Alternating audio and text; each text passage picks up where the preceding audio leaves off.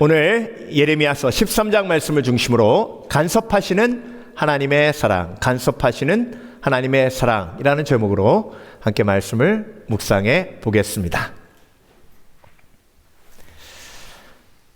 여러분, 심리학자들이 인간의 가장 기본적인 욕구 중에 하나가 독립성이래요. 그래서 다른 사람들이 나의 삶에 간섭하는 걸 정말 싫어한대요. 제가 찾아보니까요, 남자가 가장 싫어하는 간섭이 무엇인가 찾아보니까 운전할 때 와이프가 옆에서 제잘거리는 거, 그걸 남자들이 제일 싫어한대요. 그러니까 제잘거리면 그런 생각이 든대요. 당신 같은 사람 의지하고 이 땅에서 사는 게 너무 불안해.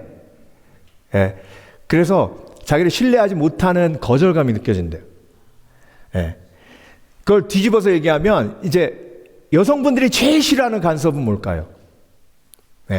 여성들이 제일 싫어하는 간섭을 찾아봤더니 통계적으로 요리하는 거 가지고 뭐라고 하는 거하고 애들 양육하는 거 가지고 뭐라고 할 때, 왜 그러냐면 여성이 가장 심혈을 기울여서 하는 게 요리하고 아이들을 가르치는 거래요. 양육하는 거래요. 근데 그게 틀렸다 그러면 자기의 존재를 흔드는 것 같은 그런 실망과 낙심이 든대요. 여러분, 아이들은 어떤 간섭을 제일 싫어할까요? 애들이 제일 싫어하는 간섭은 옆집 애 좀 봐라, 오레이 맞았더라, 이거. 이게 애들이 가장 싫어하는 간섭이래요. 여러분, 인간은 본능적으로 간섭하는 걸 너무나 싫어합니다. 근데 여러분께 한번 질문을 던질게요. 우리가 다른 사람의 삶에 간섭할 수 있는 권리가 있을까요, 없을까요? 없어요? 근데 왜 간섭하세요? 근데 여러분, 사실 간섭하는 사람도 힘들어요. 간섭 안 하면 서로 편해요. 그렇죠? 아니, 제가 기침이 계속 나니까 아내가 계속 기침약 먹으라 그러는데 기침약 먹으면 해롱해롱 해가지고, 그래서 제가 계속 먹었다 그러고 안 먹고 먹었다 그러고 안 먹고 하니까 기침이 계속 지금 안 떨어지잖아요. 목숨 걸고 막 간섭해요, 먹으라고. 그러니까 여러분, 간섭하는 사람도 힘들어요. 근데 왜 간섭해요? 내버려 두면 편하잖아요. 사랑하니까. 그쵸? 사랑하니까. 근데 여러분, 인간은 사랑이라는 이름으로 간섭할 때 때로는 상처를 입히기도 합니다. 그렇지만 하나님은 사랑으로 간섭하실 때 절대 우리에게 상처 입히지 않으세요. 그리고 우리가 헷갈리잖아요. 다른 사람의 삶에 간섭할 수 있는 권리가 있나 없나? 헷갈리죠. 그렇죠? 근데 여러분, 하나님에게는 저와 여러분의 삶에 간섭하실 권리가 있으실까요, 없으실까요? 있으실까요, 없으실까요? 있어요. 왜? 하나님은 우리의 주인이시니까. 하나님은 우리의 창조자시니까. 근데 여러분, 오늘 본문에 또 다른 하나님의 아픔이 나오는데요. 그게 뭐냐면 간섭하시는 하나님의 사랑, 그 사랑 때문에 아파하시는 하나님의 마음이 나와요. 오늘 본문 17절에 예레미야를 통해서 하나님이 어떻게 표현하세요? 너희가 내 말을 듣지 않으면 내가 골방에 들어가 슬피 울리라. 여러분, 하나님은요, 사실 간섭하실 필요가 없는 분이에요. 왜? 하나님은 주인이시니까 간섭하지 않으시고 뭐만 하시면 돼요? 명령만 하시면 돼요. 다스리시기만 하시면 돼요. 그런데 명령에도 들어요, 안 들어요? 안 듣죠? 다스리면 그 다스림을 받아요, 안 받아요? 안 받죠? 그러면 여러분, 하나님 어떻게 하셔야 돼요? 내버려 두시면 돼요. 포기하시면 돼요. 그렇죠? 근데 내버려 두고 포기하면 어떻게 돼요? 오늘 본문처럼 썩어요. 취해요. 망해요. 서로 죽고 죽여요. 그러니까 내버려 둘 수 있어요, 없어요? 없으니까 하나님이 다스림이 통하지 않고 명령이 통하지 않으니까 그때부터 하나님은 뭐 하세요? 간섭하세요. 그러니까 하나님은 자존심을 포기하신 거예요. 왕 중에 왕이신, 주인 중에 주인이신 하나님의 자존심을 포기하시고 애걸하시는 하나님, 간섭하시는 하나님, 심지어 이스라엘 백성들이 하나님을 잔소리꾼으로 여겨도 절대 포기하지 않으시고 끝까지 뭐 하시는 거예요? 간섭하시는 거예요. 그러니까 여러분, 오늘 본문을 통해서 하나님이 저와 여러분에게 간섭하시는 하나님의 아픔을 보여주시는 이유가 뭐예요? 이렇게 하나님이 아파하시니까 하나님이 간섭하시기 전에 하나님의 주권을 인정하고, 하나님이 간섭하시기 전에 하나님 내 삶을 다스려 주시옵소서, 하나님께서 나에게 미리 말씀해 주시옵소서, 그래서 하나님을 간섭하시는 하나님이 아닌 내 삶의 진정한 왕으로 제가 섬기겠나이다, 이런 신앙의 고백이 있기를 원하시는 거예요. 네. 그래서 여러분, 오늘 본문을 통해서 간섭하시는 하나님의 사랑, 그 사랑을 통해 하나님이 얼마나 아파하시는지를 우리가 보면, 하나님이 간섭하시기 전에 하나님 앞에 먼저 여쭤보고, 간섭하시기 전에 하나님 앞에 먼저 무릎을 꿇으시는 지혜로운 신앙인 되시길 주의 이름으로 축원합니다. 축원합니다. 그러기 위해서는 뭘 알아야 돼요? 하나님의 아픔을 알아야 돼요. 네. 여러분, 부모님으로 자녀의 삶에 간섭하지 않기를 원하시지만 간섭할 수밖에 없는 상황이 됐을 때가 있죠. 그렇죠? 그때 무슨 말, 어떤 마음 드세요? 네, 부모님이 자주 하는 말, 너도 너 같은 애 낳아가지고 키워봐. 그렇죠? 얼마 전에 딸이 플럼 하는데요, 플럼 파리 하는데 이제 드레스도 입고 해야 되잖아요. 근데 드레스를 입으면 또 하이힐 신어야 되잖아요. 근데 엄마가 보니까 거기 토네일에 매니큐어를 이렇게 칠해야 이쁘잖아요. 그렇죠? 하이힐 신는데. 그러니까 그거 해야 된다니까 싫어요 그러는 거예요. 그냥 싫어요도 아니에요. Never, ever 막 그래요. 그래서 제가 옆에서 보고, 내버려도 뭐 촌스럽든지 뭐든지 지가 플럼 파티 가는 거지 우리가 가는 거야? 그런데요, 엄마는 포기를 안 해요. 돈으로 매수를 하더라고. 너 100불 줄 테니까 할래? 오케이! 그래요. 그래서 가서 하고 왔어요. 신으니까 얼마나 이뻐요. 사진 찍어도 빛나고.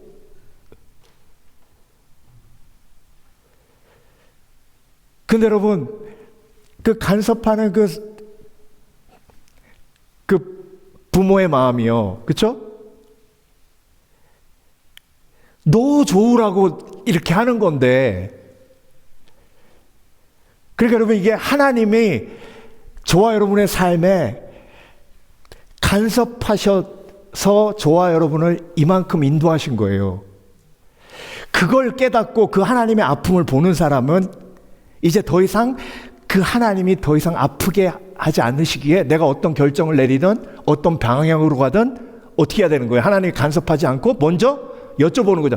하나님, 제가 이 길로 가야 될까요? 이 길로 가야 할까요? 누구처럼? 다윗처럼. 여러분, 다윗이요, 블레셋으로 도망가려고 그랬어요. 이민 가려고 그랬어요. 그러면 이미 하나님은 다윗을 이스라엘의 왕으로 기름 부으셨잖아요. 그럼 다윗이 이민 가버리면 블레셋이 이스라엘의 적인데 왕 될 수 있어요, 없어요? 없죠. 그러니까 블레셋에 이민 못 가도록 하나님이 미친 척하는 상황을 만들어내시고 다윗을 구하셔서 다시 이스라엘로 갖다 놓으셔요. 그러니까 여러분, 하나님이 자기 사랑하는 아들이 미친 척하는 그 상황까지 몰고 가시는 게 얼마나 마음 아픈 일이에요.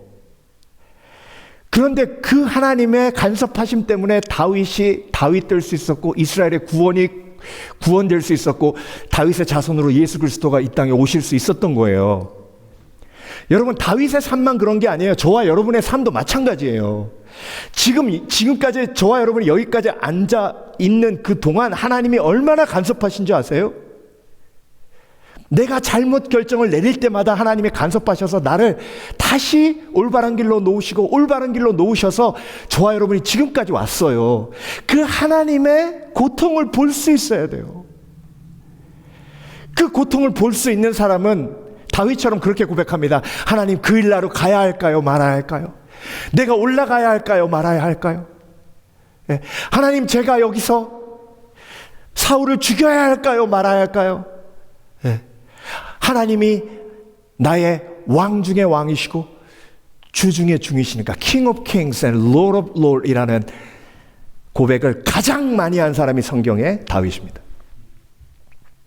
그래서 여러분, 오늘 본문을 통해서 간섭하시는 하나님의 사랑을 보며 얼마만큼 하나님이 우리의 삶에 직접적으로 간접적으로 세밀하게 간섭하셨고, 그 하나님의 아픔이 얼마나 컸던 것을 우리가 깨닫고, 이제 하나님을 간섭하시는 하나님으로 만들지 아니하고 다스리시는 하나님으로 우리가 영광 돌릴 수 있도록 그런 삶으로 변화되기를 주의 이름으로 축원합니다. 축원합니다. 자, 그렇다면 여러분, 하나님의 아픔을 보며 하나님이 어떻게 우리의 삶 속에 간섭하셨는지 보기를 원합니다.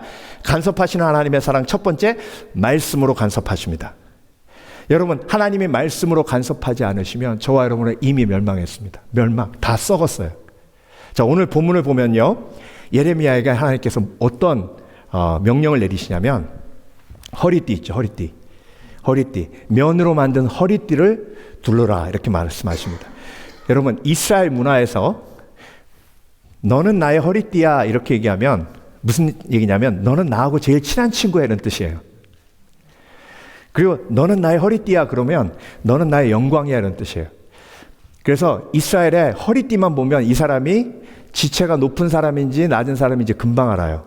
여러분, 지금 사진 보는데, 보고 계시는데, 이 사진을 볼 때 이 허리띠 띈 사람이 지체가 높은 사람일까요? 낮은 사람일까요? 높은 사람이죠. 뭔가 좀 멋있잖아요. 그렇죠? 예. 그러니까 하나님의 품에서 이렇게 하나님 가까이 있으면 이렇게 영광스러운 하나님의 소유가 되어 하나님의 다스림 속에 있는 허리띠가 돼서 영광스럽게 나의 자녀가 되고 나의 백성이 되는 것이 나의 계획이었다, 오늘 본문에서 말씀하셨죠. 근데 여러분, 이 허리띠를 풀어서 유브라데 강에 가도록 하셨어요. 그리고 바위 사이에 이렇게 숨기라고 하셨습니다. 그러고 나서 얼마 있다가 가보니까 그 허리띠가 어떻게 됐어요? 다 썩어 문드러졌어요. 여러분, 하나님이 내버려 두시면 어떻게 돼요? 간섭하지 않으시고 하나님 가까이에 두지 않으시고 일부러라도 꽉 묶지 않으시고 붙들지 않으시면 인생은 어떻게 돼요? 다 썩어져요. 그러니까 로마서 2장에 하나님의 가장 큰 진노는 뭐예요? 내버려 두심이에요. 간섭하지 않으심이에요. 저와 여러분의 삶 속에 하나님이 내버려 두지 않으시고 세밀하게 간섭하셔서 저와 여러분이 여기까지 온 줄 믿습니다. 그리고 하나님이 듣지 않아도 계속해서 뭐 하시는 거예요? 말씀하세요. 예. 여러분, 제일 화날 때가 특별히 가족 안에서 제일 화날 때가 어느 때세요? 내 말을 가족 중에 누가 무시할 때 뭐라 그래요? 강아지한테 얘기했어도 벌써 들었겠다, 그런 말 하잖아요. 강아지한테 한 10번만 하면 트레이닝 돼가지고 듣거든요. 근데 이 인간은 10번을 얘기해도 20번을 얘기해도 30번을 얘기해도 안 듣는 거예요. 그럼 어떤 마음이 들어요? 포기하자. 근데 그 포기하고자 하는 그 마음속에 또 고통이 밀려와요. 여러분, 하나님이요, 저와 여러분에게 이런 축복된 길을 인도하시기 위해서 얼마나 목이 터져라 똑같은 말씀을 계속해서 여러분에게, 저와 여러분에게 주신 줄 아십니까? 그 하나님의 아픔을 아세요? 10절, 이 악한 백성이 내 말 듣기를 거절하고 그 마음에 완악한 대로 행하며 다른 신들을 따라 그를 섬기며 그에게 절하니 그들이 이 띠가 쓸 수 없음 같이 되리라. 여러분, 하나님이 간섭하시고 또 말씀하시고 그러다가 어느 순간 심판의 때가 임하는데, 그 심판의 때가 뭐예요? 더 이상 말씀하지 않으실 때.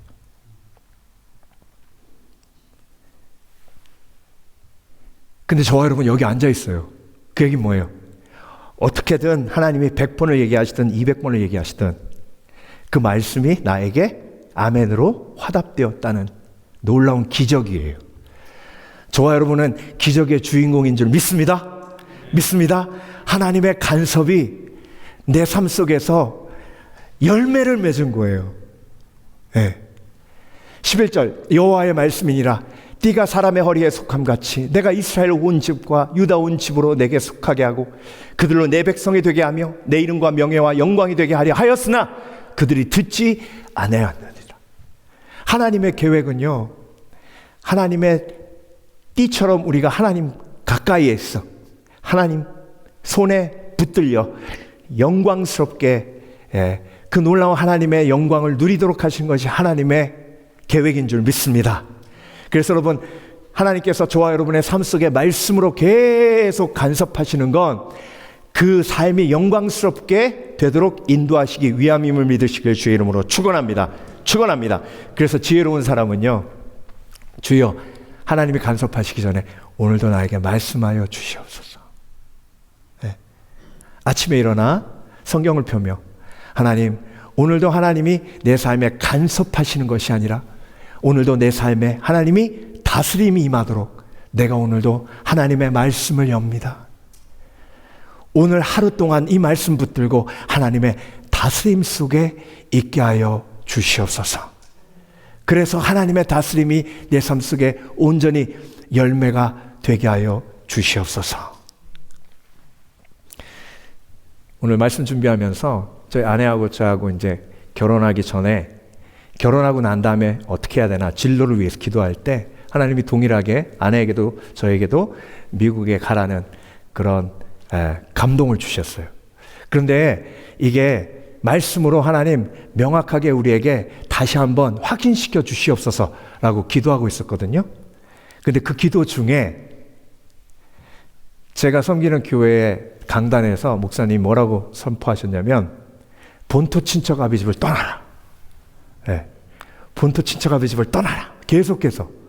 그래서 그 말씀을 제가 아멘으로 듣고, 네, 하나님이 나에게 확신을 주시는구나 하고 그 주를 이제 살아가는데, 그 주에 아내 만나러 이제 집에 처갓집 가려고 가고 있는데 극동방송을 우연히 틀었어요. 그런데 그 말씀에 본토 친척 아비 집을 떠나라. 네. 그래서 아멘, 알겠습니다, 떠나겠습니다.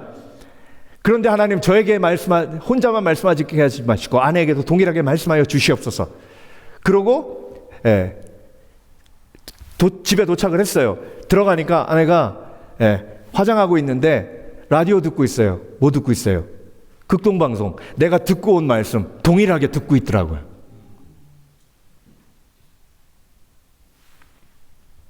그래서 확신을 가지고 떠났어요.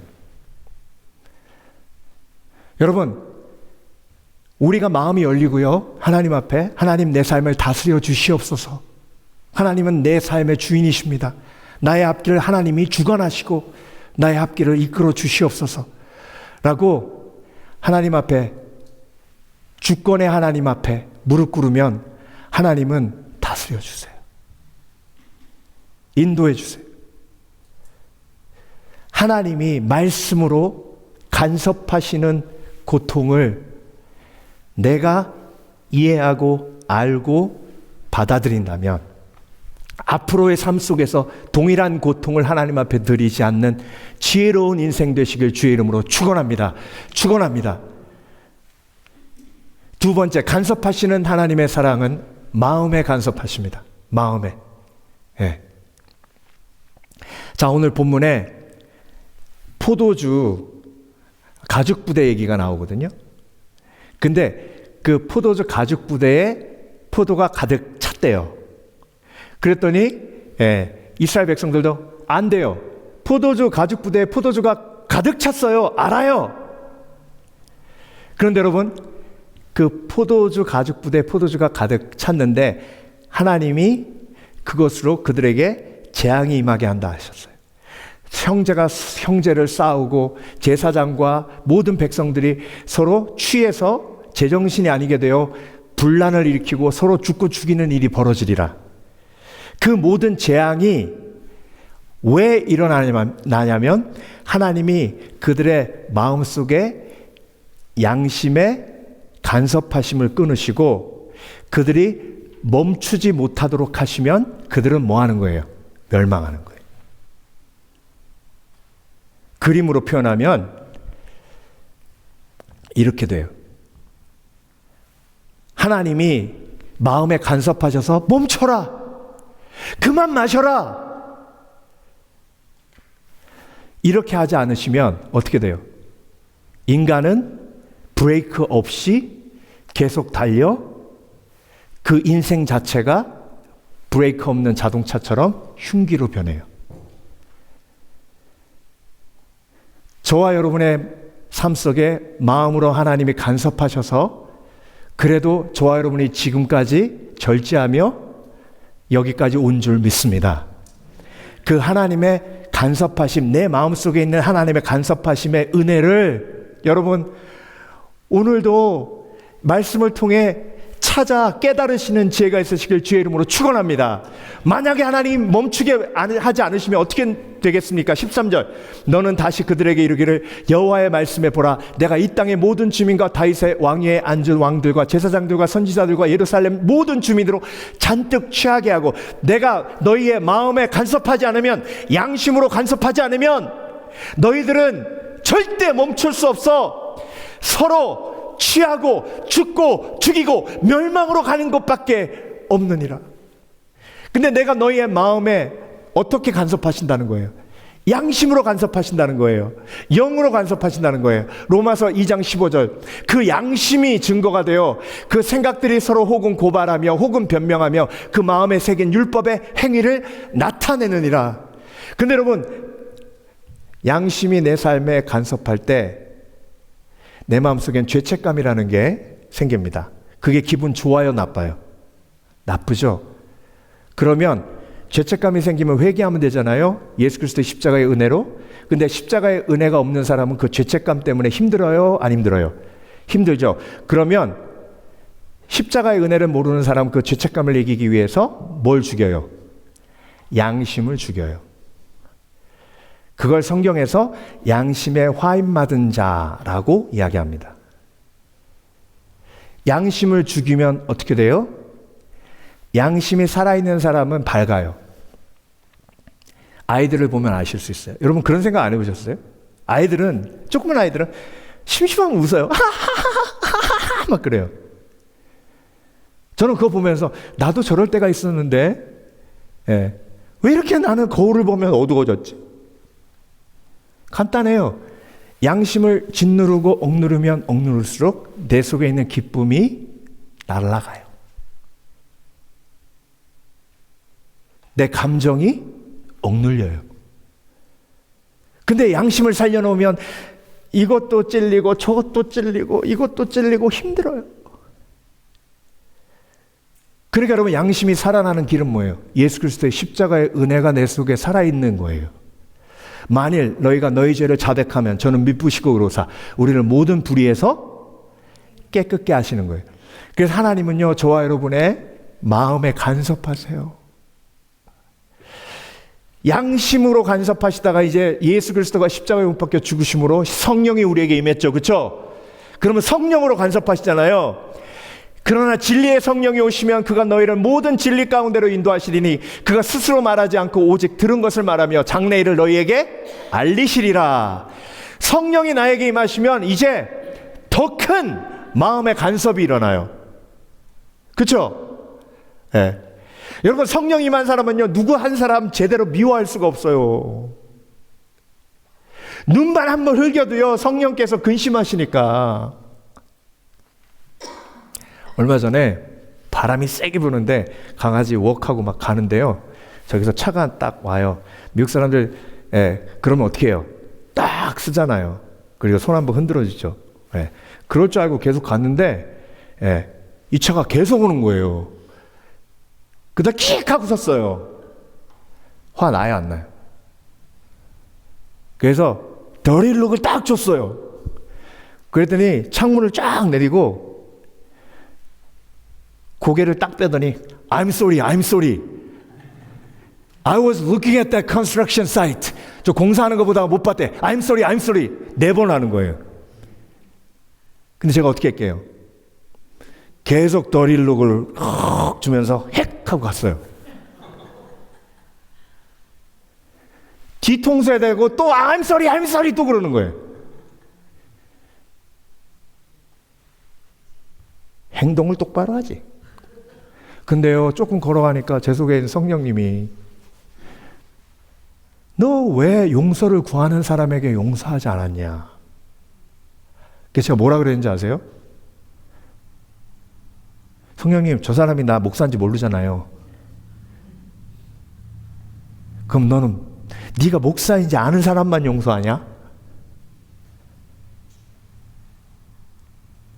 제가 계속 걸어가면서 주여 회개합니다.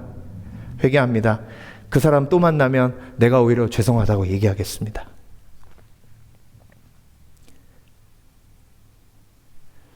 여러분, 이게 아무것도 아닌 것 같은데요. 그렇죠?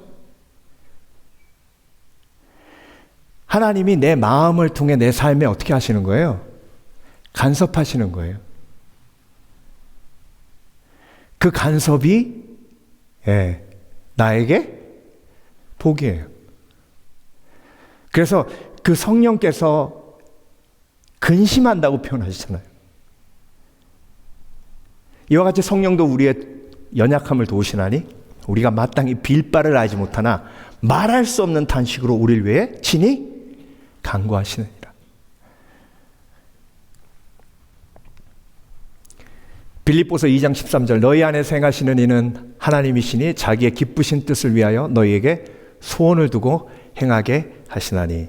그래서 내 속에 마음으로 역사하시고 마음으로 간섭하시는 하나님의 역사를 아는 사람은요, 하나님 앞에 이렇게 기도합니다. 하나님, 성령께서 나에게 간섭하시기 전에 나에게 거룩한 소원을 주셔서 그 거룩한 소원이 내 삶을 인도하게 하여 주시옵소서. 여러분, 거룩한 소원을 위해 간구하시는 지혜가 있으시길 주의 이름으로 축원합니다. 그래서 하나님, 나의 원함이 하나님의 원함이 되게 해 주시옵소서. 그래서 나의 원함이 하나님의 원함이 되시면 성령께서 나에게 간섭 안 하셔도 되잖아요. 그렇죠? 하나님, 오늘도 사랑하게 하시고 오늘도 겸손하게 하시고 오늘도 내 앞에 있는 한 사람을 정말 귀하게 여기는 복된 사람이 되게 하여 주시옵소서. 이 원함이 내 속에 있게 하심을 감사드립니다. 이러면 하나님이 내 마음에 간섭하지 않으셔도 돼요. 그 하나님의 원함이 나의 원함이 되면 내 삶이 하나님의 뜻대로 움직이게 되니까.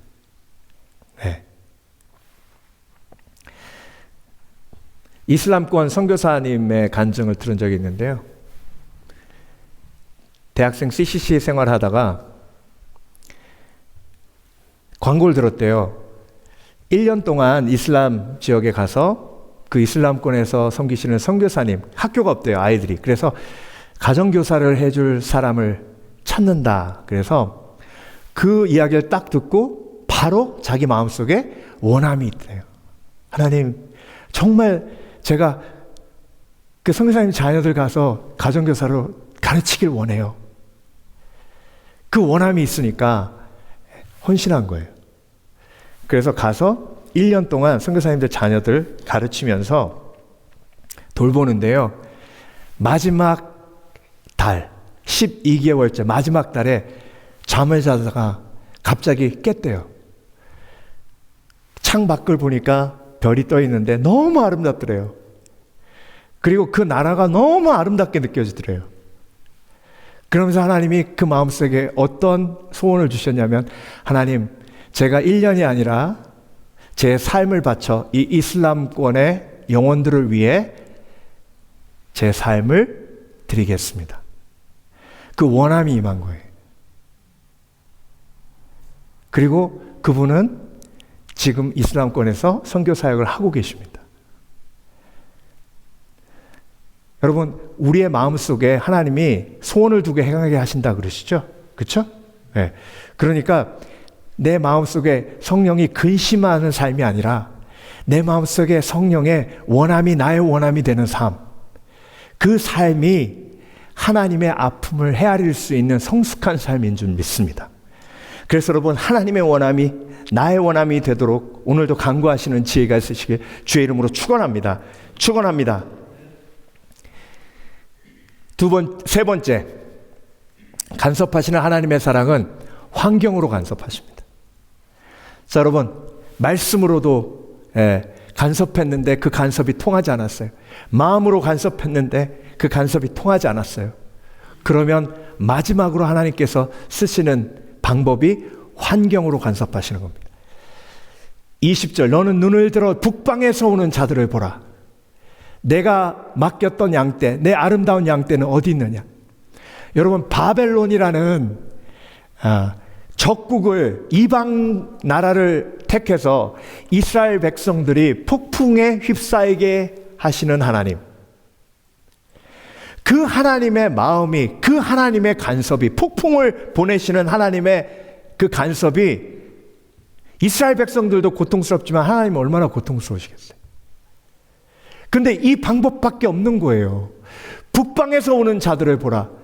22절, 내가 마음으로 이르기를 어찌하여 이런 일이 내게 닥쳤는고 하겠으나 내 죄악이 크므로 내 치마가 들리고 내 발 뒤꿈치가 상함이니라. 하나님께서 저와 여러분에게 환경으로 간섭하실 때 있습니다. 그러면요, 폭풍이 임하고 섭섭하죠. 힘들죠. 아파요.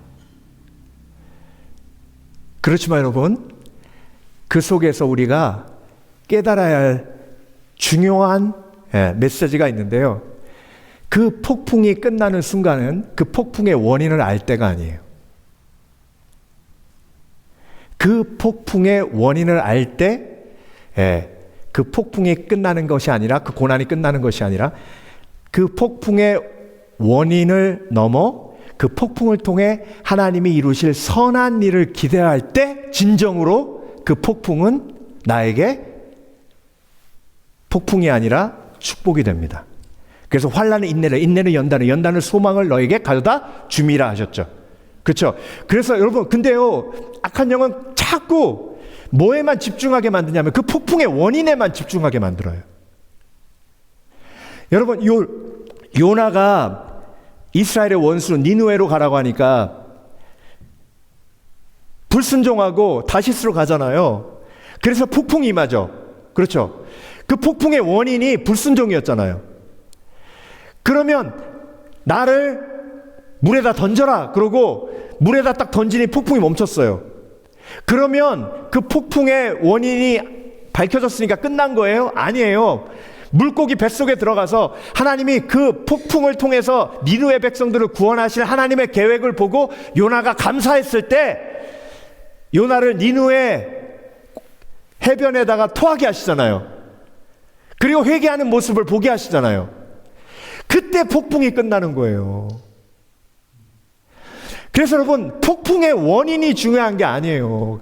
간섭하시는 하나님의 그 의도가 저와 여러분을 망하게 하시기 위해서 간섭하신 게 아니잖아요. 그러면 그 폭풍을 통해서 하나님이 이루실 선한 일을 기대할 때 그 폭풍이 더 이상 폭풍이 되지 않는 줄 믿습니다. 믿습니다. 그래서 여러분, 요셉이요, 창세기 50장 20절에 요셉이 팔려간 게 원인이 요셉의 죄가 아니셨잖아요. 그렇죠? 근데 요셉이 50장 20절에 뭐라고 고백합니까? 당신들은 나를 해하려 하였으나 하나님은 그것을 선으로 바꾸사 오늘과 같이 만민의 생명을 구원하게 하시려 하셨나니. 그러니까 여러분, 내 삶의 폭풍과 고난 속에는 하나님의 간섭하심이 있습니다. 그 하나님의 간섭하심은 선하세요. 온전하십니다. 그래서 그 하나님의 간섭하심이 협력해서 선을 이룬다고 로마서에서 저와 여러분에게 말씀하시잖아요. 그러니까 여러분, 폭풍의 원인에 집중하지 마시고 폭풍을 주시는 하나님의 간섭하심과 그 간섭하심 속에 들어있는 선하심을 기대하는 지혜가 있으시길 주의 이름으로 축원합니다. 축원합니다. 그때 환난은 인내는 연단을 소망을 마음속에 딱 품게 하시고 그 환난이 더 이상 환난이 되지 않고 폭풍이 더 이상 폭풍이 되지 않게 하시는 하나님의 은혜가 우리 가운데 임하는 줄 믿습니다. 이 이야기를 명확하게 증명해주는 한 실화가 있습니다. 크리스천 포스트에 2017년 4월 지에 이런 기사가 났어요. 가족에게 복음을 전하려 목숨을 건 북한 탈북 여성. 명희라는 분인데요. 성은 나와 있잖아요. 이 기사를 쭉 보면 어떤 얘기가 나오냐면요. 이 명희라는 북한에서 태어난 한 아이가 있었는데 자기 집안을 싫어했어요. 왜 싫어했냐면 엄마, 아빠, 삼촌 다 모여가지고 비밀스럽게 예배 드리는 거예요. 그래서 그랬대요. 엄마, 이거 예배 드리다 걸리면 우리 다 죽잖아. 명희야, 신앙은 목숨 걸고 하는 거야. 자기는 그게 이해가 안 됐대요. 근데 아니나 다를까 삼촌이 걸려가지고 공개 처형당한 거예요. 그러니까 이 명희가, 어린 명희가 그 집에 계속 있으면 어떻게 돼요? 자기도 죽을 거 아니에요. 그래서 탈북을 결심해요. 그래서 압록강 건너가지고 중국으로 탈북했는데 성공을 했는데 누가 도와준다고 접근해가지고 착한 사람인 줄 알았더니 인신매매범이에요. 그래서 그 어린애를 중국 시골에 팔아넘긴 거예요. 그 시골 청년이 그것도 모르고 우리 색시 왔다고 그래가지고 결혼해가지고 애까지 놓고 그러는데 지옥과 같은 삶을 사는 거죠. 자기가 원하지 않았으니까. 근데 시어머니가 새벽만 되면 몰래 나가더래요. 그래서 자기가 보고 한두 번을 본 게 아니니까 신기한 거예요. 따라가 봐야지. 그래가지고 시어머니를 쭉 따라가니까 어느 굴로 가더래요. 그 굴로 이렇게 들어가서 따라가 봤더니 예배 드리는 거예요. 이거 우리 북한에서 하던 건데? 자기도 모르게 그 예배 속으로 들어가고요. 그 예배 속에 하나님의 임재를 경험하고 예수님을 영접한 거예요. 명희가. 그 이후부터 엄마 쫓아 새벽에 같이 시어머니하고 가서 예배 드리다가 성령이 임하셔서 어떤 원함을 주셨냐면 북한에 있는 우리 가족이 내가 예수 믿은 걸 알면 얼마나 좋아할까. 그 얘기를 시어머니한테 했더니 믿음으로 갔다 오라 그러더래요. 목숨 걸고 가야 되잖아요. 어머니 다녀오겠습니다. 그래서 어머니는 그때부터 기도하고 압록강 넘다가 걸렸어요. 수용소에 갇힌 거예요. 고문당하고 거의 다 죽어가는데 거기서 하나님 앞에 감사가 나오더랍니다. 하나님, 제가 비록 이렇게 죽더라도 순교한 건 줄 믿습니다. 우리 가족들이 내가 예수 믿은 것 알게 해 주시옵소서. 근데 하루는 그 엄한 간수가 술 취해가지고 감옥 문이 열려 있더래요. 도망가가지고 고향을 간 거예요. 엄마를 만나서 끌어안고 울고 엄마 내가 중국 가서 예수 믿었어. 엄마가 너무 행복해하고 즐거워하고 기뻐하더래. 그러고 몇 달 같이 지내다가 다시 하나님이 마음속에 감동을 주셔서 엄마 이제 다시 나 중국으로 가야 돼. 왜냐하면 내 남편하고 내 애들이 아직 예수 안 믿어. 그랬더니 엄마가 그래 내 딸아 하나님이 너 지켜주실 거야. 네.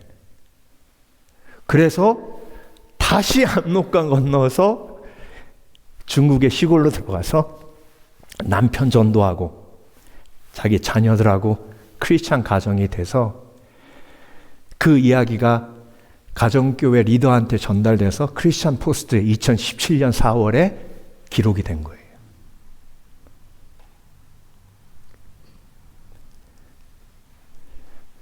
보세요, 여러분. 환난과 폭풍 속에서 하나님이 섭리하셨죠. 그렇죠? 하나님이 간섭하셨죠. 그 간섭하심으로 가족이 구원받았죠. 그렇죠?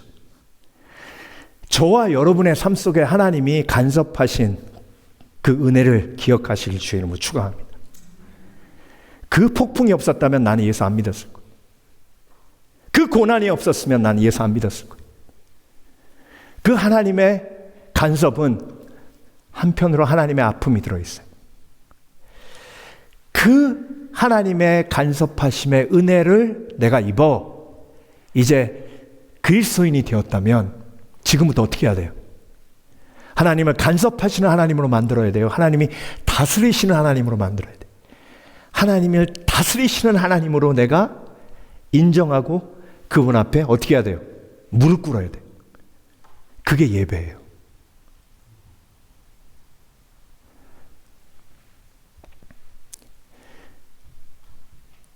이 명희 자매님이 감옥에서 죽어가면서 시편 62편 말씀을 암송했대요. 나의 영혼이 잠잠히 하나님만 바라며 나의 구원이 그에게서 나는도다. 오직 저만 나의 반석이시요 나의 구원이시요 나의 산성이시니 내가 크게 요동치 아니하리로다. 명희 자매님의 고백을 제가 요약했습니다. 하나님은 우리를 그냥 내버려 두지 않으시고 간섭하시어 때로 거친 환경을 통해 우리의 고집을 꺾으시기도 하시지만 그 목적은 언제나 더 안전한 품으로 안으시기 위함입니다. 우리가 처한 환경이 비록 좁고 험한 골짜기일지라도 하나님의 거룩하신 간섭과 다스림은 그 고난을 하나님의 사랑을 가장 선명하게 체험할 수 있는 축복으로 바꾸어 버리십니다. 그래서 여러분, 간섭하시는 하나님의 사랑을 아는 사람은 하나님의 다스림을 인정하며 그분의 보좌 앞에 무릎을 꿇습니다. 그래서 하나님 말씀으로 다스려 주시옵소서. 하나님 내 마음의 역사하시어 성령의 감동으로 다스려 주시옵소서. 그리고 내 환경으로 말씀하실 때에 내가 그 환경이 축복임을 알게 하여 주시옵소서. 이런 살아있는 영혼의 고백이 있으신 저와 여러분 되시길 주의 이름으로 축원합니다. 축원합니다. 기도하겠습니다.